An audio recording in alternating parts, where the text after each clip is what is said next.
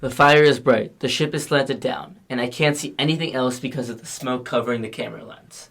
I hear the news reporter describing men swimming for their lives in the ocean and jumping into lifeboats as the waves and winds push them back to shore. I hear a loud, harsh sound coming from the television. It sounds like helicopters saving the sailors on board. The reporter is describing the vessel clearly split in two, and how deep the ship is sinking underwater. Everyone in the room is jaw-dropped, as disbelief is sinking in.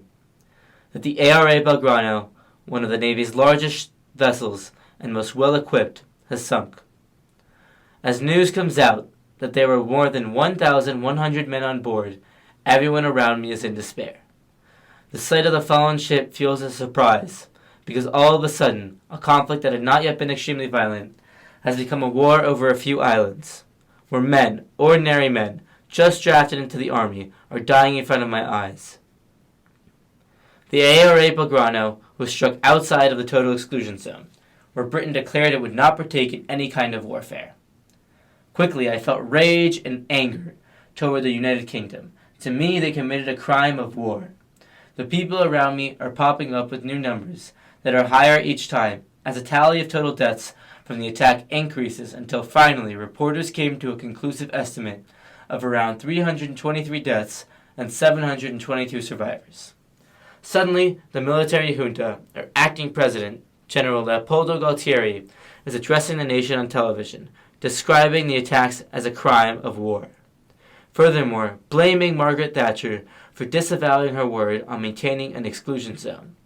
Galtieri secured the inevitable truth, that the loss recently suffered was too devastating for the Navy to maintain in battle, and that retaliation was to be expected through airstrikes. I now feel fear, along with many others, because this was the first taste of blood, and we all expect more. The sinking means war had erupted, and I will now watch it all in front of me.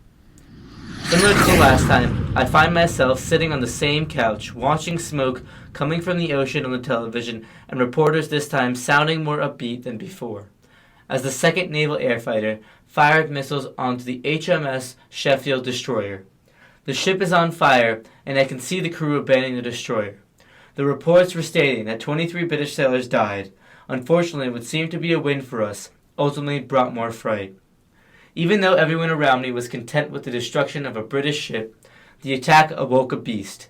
Every time I hear more news, the United Kingdom is sending more armed forces to the South Atlantic to end the war, as the British public are outraged that war has escalated to a point where their own are at risk. I keep seeing images and hearing Prime Minister Thatcher speak about determination in the war.